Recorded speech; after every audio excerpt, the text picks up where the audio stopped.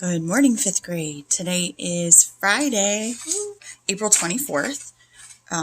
Today I need you to finish chapters 1 and 2 of Loser, and then you're going to take the Google Forms quiz that is in our classroom.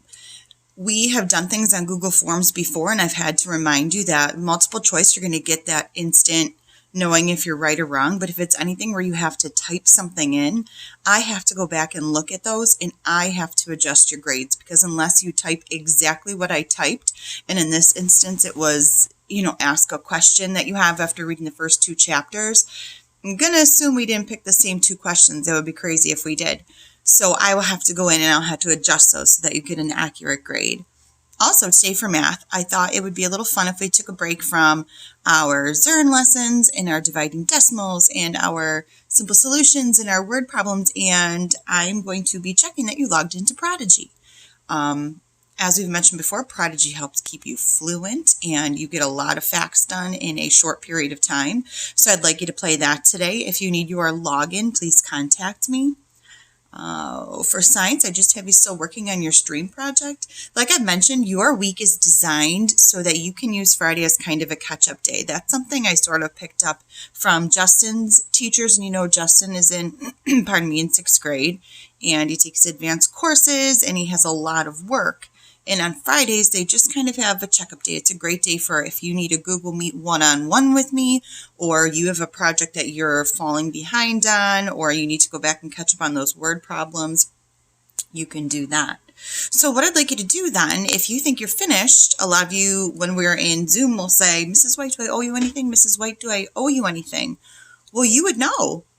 And I don't mean that in a mean way or in a spicy way, but you can go through the Google Slides and almost kind of make a checklist and say, oh, okay, this is the 4 sections for Monday. Did I do all this? Do I need to go back and fix these things? So you can do that all on your own.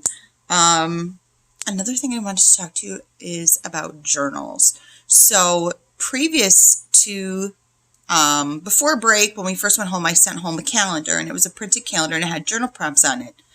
You don't need to do those anymore. Several of you are doing those, and I went through your digital journals, and I did enjoy reading them. Here's the thing. If you want to journal every day, if it makes you feel better, that's amazing. That's wonderful. But you have to do my journal prompts that are on our Google Slides, because what I did was to give you less work during kind of our ELA block. I have you doing journal entries, and those kind of correspond to what we're going to be talking about in our book. So some of you, I just logged in and you had 5 journal entries, but you didn't have where I said, the first, tell me about your Easter break was the best thing you did. Or then the other one that pertained to our ELA lesson where I said, what does it mean to be a loser? Has anyone ever called you a loser? A lot of you didn't do that. You did whatever was on the April calendar. So take the April calendar and put it aside.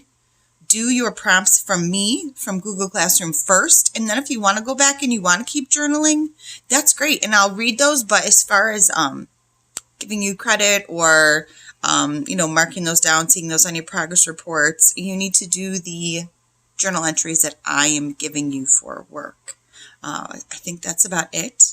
I will see you at 11 o'clock today.